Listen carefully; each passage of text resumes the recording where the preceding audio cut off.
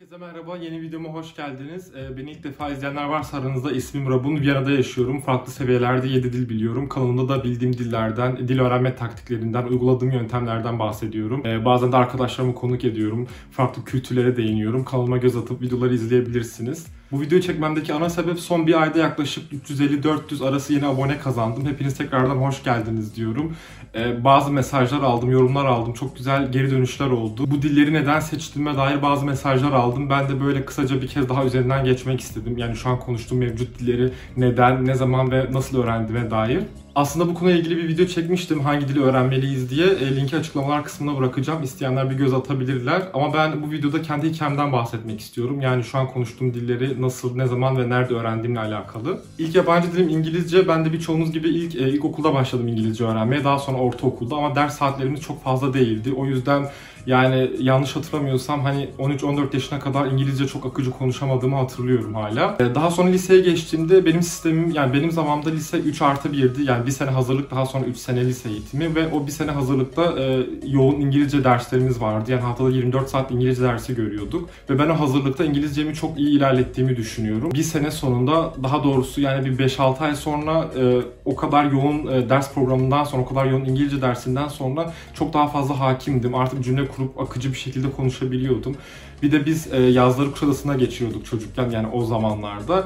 Çok fazla komşumuz vardı, yabancı arkadaşlarımız vardı, komşumuzun çocukları vardı. Onlarla pratik yapa yapa çok ilerletmiştim gerçekten İngilizcemi. Hatta bir komşumuzun çocuğu vardı, benden 5-6 yaş küçük, onunla çok vakit geçiriyordum havuzda. Arkadaşlarım o zaman dalga geçerlerdi benimle, bu çocukta ne buluyorsun diye, ama şunu söyleyebilirim, onunla gerçekten her gün havuzda işte top oyunu, su savaşı bilmem ne tarzı oyunlar oynarken çok fazla ilerletmiştim İngilizcemi. Çok fazla yeni kelime öğrenmiştim. Bir kere kulak aşinalığı kazanmıştım. Yabancı dili geliştirmedeki en büyük etken dili olabildiğince fazla pratik yapabilmek. Daha sonra lise hayatım boyunca İngilizce görmeye devam ettim ama biraz daha ders sayısı biraz daha azdı tabii ki de. Lise 1'de seçmeli olarak Fransızca vardı. Haftada sadece 2 saatti. Ama onun çok üzerine düşmedim. O zamanlar şu anki kadar ilgili değildim açıkçası. Lise bittikten sonra ben Viyana'ya geldim. Viyana'nın biliyorsunuz yani Avusturya'nın resmi dili Almanca, eğitim dili de Almanca. Buraya geleceğim benim 15-16 yaşında falan kesinleşmişti. Henüz çok motive değildim Almanca'ya çünkü hiç Almanca bilmiyordum zaten. Tek bildiğim dil İngilizceydi. Ama Avusturya'ya gelmeden yaklaşık bir sene önce falan bazı kitaplar aldım. Bu klasik ütopik kitaplar olur ya, hani bir ayda Almanca öğrenin, bir ayda İspanyolca öğrenin falan diye. Ben de o tarz bir set almıştım, 4 kitaplık. Hani gelmeden az çok öğreneyim, biraz bir aşinalığım olsun diye. İşte bazı bu basit selamlaşmalar, işte basit kelimeler, günlük hayatta kullanabileceğimiz kelimeleri öğrenmiştim bu kitaplardan. Viyana'ya geldiğimde direkt beni bir seviye tespit sınavına soktular. Bu tespit sınavından sonra beni direkt, yani başlangıç seviyesine attılar tabii ki de. Çünkü kelime bilgim çok azdı. 2 dönem Almanca kursuna gittim ve 2 dönem sonra artık akıcı bir şekilde konuşabiliyordum. Yani resmi olarak B2-2 seviyesini bitirmiş. Ama biliyorsunuz üniversite akademik bir dil görüyorsunuz ve kursta öğrendiğiniz Almanca gerçekten hiç yeterli olmuyor. Yani kursta hani normal günlük hayatta konuşabilmek adına çok iyi öğrenmiştim. Akıcı konuşabiliyordum. Ama okula bir gittim, yani ki benim bölümüm mimarlıktı ve mimarlıkla alakalı terimleri, işte kolon, kiriş, beton, çimento vesaire, kursta hiçbirini öğrenmedik bunların. Çok zorluk yaşayacağımı o zamanlar tahmin edebilmiştim çünkü bambaşka bir dil geliyordu benim için. Yani hiç Almanca bilmediğimi hissediyordum çoğu zaman. Eğer yurt dışında okuyanlarınız varsa aranızda benim ne demek istediğimi anlayacaklardır. Almanca yani 2 dönem sonra artık hakimdim. Bayağı akıcı konuşabiliyordum. Yaklaşık bir sene sonra, yani Almanca öğrendikten 1,5 sene sonra falan İspanyol arkadaşlarım oldu. Burada Erasmus öğrencisi olanlar. Onlarla bayağı vakit geçirdim. İspanyolcaya karşı ilgim arttı bir anda. Yani dilin tınısı çok hoşuma gidiyordu. Orada çok fazla arkadaşım vardı ve insanlar çok sıcakkanlı buluyordum. İspanyolları, Latin Amerikalıları. Ve biliyorsunuz biz çocukken çok fazla pembe dizi vardı Meksika'dan, işte Latin Amerika'dan falan. Onlara da ilgi duyuyordum. Onların hep merak ediyordum, acaba onların kendi dilinde izlesem nasıl olur falan diye. İspanyolca için ilk bir 10 saatlik kursa gittim. O kurstan sonra böyle basit selamlaşmaları falan öğrenmiştim. İşte alfabeyi, işte nasılsın, ne yapıyorsun, günlük hayat konuşmalarını falan. Daha sonra bir dönem sonra başka bir kursa yazıldım. O biraz daha yoğundu. Yani haftada 2,5 saatti sadece. Yaklaşık 4 dönem İspanyolca kursuna gittim. O 4 dönem sonra artık konuşabiliyordum. Sonraki dönemlerde de öğrenmeye devam ettim. İşte yine haftada 2,5 saat. 4 dönem sonunda seviyem yaklaşık B1'e falan gelmişti. O zamanlar güzel bir fırsat geçmişti elime. Valencia'da bir İspanyolca kursu reklamını görmüştüm. Yani kursun müdürü bizim kursa gelip reklamını yapmıştı Viyana'da. O sene İspanya'ya gittim daha sonra bir ay İspanyolca öğrenmek için ama o biraz komik bir serüvendi. Çünkü kurstaki çoğu arkadaşım, yani orada yeni tanıştığım insanların çoğunun İspanyolcası bayağı zayıftı. Benim biraz daha iyiydi onlara göre. Ama anlaşabilmek için İngilizce konuşuyorduk veya Almanca konuşuyordum ben, çünkü çok Avusturya'da bir Alman da vardı. O da bir de garip geliyor. Hani birinin dilini biliyorsanız başka bir dil konuşma ihtiyacı duymuyorsunuz. O yüzden o kursa daha çok İngilizcemi ve Almancamı ilerlettim diyebilirim. Viyana'ya döndüğümde artık daha akıcı hale gelmiştim İspanyolca'da. Burada zaten mevcut çok fazla Latin Amerikalı arkadaşım vardı. Onlarla konuşa konuşa, pratik yapa yapa çok ilerlettim. Şu an sanırım B2 C1 arası gibi bir seviyeye sahip olduğumu düşünüyorum ama tam resmi olarak bir teste falan da girmedim. İspanyolca defterini kapattıktan sonra, yani kapattıktan derken hani artık resmi olarak bir kursa falan gitmiyordum, öğrenmiyordum. Dedim ki bir Rusça öğreneyim, neden olmasın. Çok fazla Rus arkadaş edinmeye başladım. İzleyenler bilirler, daha önceki videolarımda da bahsetmiştim. Benim için bir dili öğrenmek tamamen o insanla iletişime geçebilmekle alakalı. Yani birinin ana dilinde insana yaklaşabilmek bana gerçekten çok fazla zevk veriyor ve bu hazzı yaşamak istemiştim gerçekten. İspanyolcadan sonra yeni bir dil arayışına girdim. Dedim ki hangi dili öğrenebilirim falan diye. Aslında aklımda o zamanlar Rusça vardı. Yani İngiliz, Alman, İspanyol, yani 4. yabancı da olmuş oluyor. Yıllar önce bizim Ukraynalı var ve Türk firmasında çalıştığı için biraz Türkçe de biliyordu. Bana o ilk başta alfabeyi öğretmişti, Kri alfabesini, yani Rus alfabesini öğretmişti. O yüzden biraz bir aşinalığım vardı Rusça'ya. Bir de daha sonra çok fazla Rus arkadaş da edindim. Yurttan bazı arkadaşlarım, komşularım oldu. Bir de biliyorsunuz Rusça çok konuşulan bir dil. Birçok ülkenin resmi dili ve her an denk gelebiliyorsunuz. Türkiye Cumhuriyetlerde de öyle, biliyorsunuz, ikinci dili konumunda. Dedim ki hani Rusça öğrenirsem hem işime yarayabilir hem insanlarla iletişime geçebilirim. Neden olmasın diye. Rusça için benim Rusça hikayem biraz daha değişikti. Çünkü hiç yani doğru düzgün bir kursa gitmedim. Kendi kendime öğrendim. Bir oradan bir buradan. Biraz düzensiz ilerlediğim için çok iyi ilerletemediğimi düşünüyorum. Ama daha çok arkadaşlarımla daha sonra ilerletmeye çalıştım. İşte Rus arkadaşlarım, Ukraynalı arkadaşlarım bana bayağı yardımcı oldular Rusça konusunda. Hala da olmaya devam ediyorlar.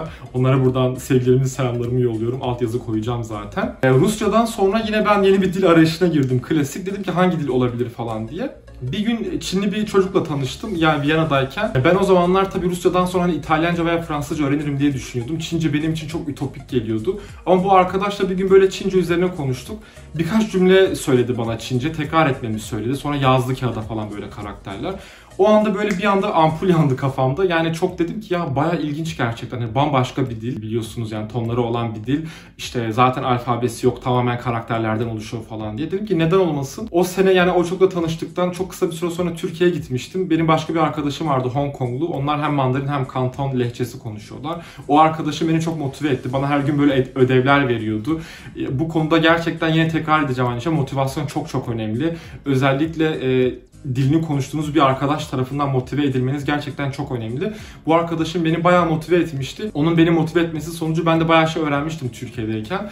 Daha sonra Viyana'ya geri döndüm. Kendimi öğrenmeye devam ettim. Bir tane kurs buldum daha sonra. Tayvan okulu. Yani Tayvan Chinese Taiwanese School diye geçiyor. Öğretmenimiz Tayvanlıydı. Biliyorsunuz onlar da Çince konuşuyorlar. O okulda da öğrenmeye devam ettim. Hala da orada öğrenmeye devam ediyorum. Ama aynı zamanda da arkadaşlarımla çok fazla pratik yapıyorum. Bununla ilgili ayrı bir video çekeceğim.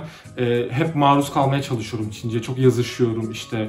Bir şeyler izliyorum, radyo dinliyorum, müzik dinliyorum. Arkadaşlarımla sürekli görüntülü arama falan yapıyoruz. Çincemi de o yüzden taze tutmaya çalışıyorum. Bir de biliyorsunuz Çince çok büyük bir dil. Yani dünyada en çok konuşulan dil. Çince'den sonra ben yine klasik yeni bir dil arayışına girdim. Dedim ne olsun ne olsun. Aslında aklımda yine daha kolay bir Avrupa dili vardı. Ama dedim ki belki yine böyle biraz meydan okuyabilirim kendime. Çok fazla Koreli arkadaşım vardı. Yani hala var ve aranızda öğrenenler varsa biliyorsunuz Koreliler o konuda çok sevimliler. Onların dilinde yaklaştığınızda çok güzel tepkiler verebiliyorlar. Bir de ben de bunu deniyordum, yani merhaba nasılsın falan dediğimde bile çok şaşırıyorlardı. O yüzden dedim ya belki bir sonraki dilim hani Korece olabilir diye. Sonra Korece'ye başladım. Geçen sene bu vakitler, yani geçen sene kış döneminde başlamıştım, Ekim gibi falan. Bir özel hoca tuttum diyebilirim. Daha sonra arkadaş olduk zaten kendisiyle. İşte onunla haftada bir saat böyle ders yapıyorduk. Bana geliyordu, işte çalışıyorduk falan. Böyle her şey anlatıyordu bana, alfabesini, gramerini, dil bilgisini vesaire falan. Ama koronadan dolayı ülkesine geri dönmek zorunda kaldı. Çünkü giriş çıkışlarda sıkıntı yaşıyordu. O geri dönünce ben biraz ara verdim. Daha sonra tekrardan başladım. Şu an çok güzel bir kaynaktan takip ediyorum. Merak edenler olursa onun da linkini bırakacağım aşağıya yorumlara. Korece'de benim işte 5, 6, 7... Korece'de öğrenmiş olduğum 6. yabancı dil olmuş oluyor. Hala öğrenmeye devam ediyorum. Hala çok akıcı konuşamıyorum. Bunu zaten daha önce de belirtmiştim. Korece çok güzel bir dil. Türkçe'ye benziyor gerçekten. Onlar da bizim gibi sondan eklemeli kuruyorlar. Yani sondan eklemeli bir dil. Yani bir Avrupalı için daha zor olabiliyor Korece öğrenmek. Çünkü onlarda olmayan şeyler var. Ama bir Türk için, yani daha doğrusu Türkçe bilen birisi için çok daha kolaylık. Çünkü sondan eklemeli bir dil. Ve Korece öğrenirken gerçekten çok zevk alıyorum. Arada arkadaşlarıma yazışıyorum, konuşuyorum. Ve benim Korece öğrenmem onlara da çok sevimli geliyor. Böyle karşılıklı birbirimizi bayağı motive ediyoruz. Evet, benim dil öğrenme hikayem bu kadardı. 2021 yılında da yeni bir dil öğrenmek istiyorum açıkçası. Aklımda 4-5 tane dil var ama henüz daha tam karar vermedim. Yani şu an mevcut dillerimi biraz daha iyi bir seviyeye getirmek istiyorum. Özellikle Rusça, Çince ve Koreceyi. Ama size söylemek istediğim, hangi dil olursa olsun, eğer istiyorsanız, motivasyonunuz varsa mutlaka öğrenin. Kesinlikle insanların ne dediğine takılmayın. Arkadaşlarınızın ne dediğine takılmayın. Yani benim de bazı arkadaşlarım benimle dalga geçmişlerdi. Hani Çince'yi ne yapacaksın, Korece'yi ne yapacaksın? İşte yok, Korece'yi sadece bir ülke konuşuyor falan gibisinden. Ama eğer sizin yeterli motivasyonunuz varsa, yani gerçekten arkadaşlar, sebebiniz herhangi bir şey olabilir. Yani öğrenmek istediğiniz dili sadece 100.000 kişi bile konuşuyor olabilir. Sizin yeterli bir sebebiniz varsa direkt öğrenin, öğrenmeye başlayın. Yani hiç vakit kaybetmeyin gerçekten. İnsanların bu konuda ne düşündüğü, ne eleştiriler yaptığı hiç umurunuzda olmasın. Önemli olan sizin hayatınız ve önemli olan sizin motive olabilmeniz. İstenirse her dilin öğrenebileceğini düşünüyorum. O yüzden pes etmeyin, mutlaka öğrenmeye devam edin. Bu tarz videolar çekmeye devam edeceğim. Umarım beğenmişsinizdir. Lütfen yorumlarınızı, görüşlerinizi, sorularınızı yorumlarda belirtin. Sorularınız varsa sorun, elimden geldiğince herkese cevap vermeye çalışacağım. Bana Instagram'dan da ulaşabilirsiniz veya mail adresimi de yazıyorum, oradan da ulaşabilirsiniz. Böyle biraz sohbet gibi olsun istedim. Bir sonraki videomda görüşmek üzere.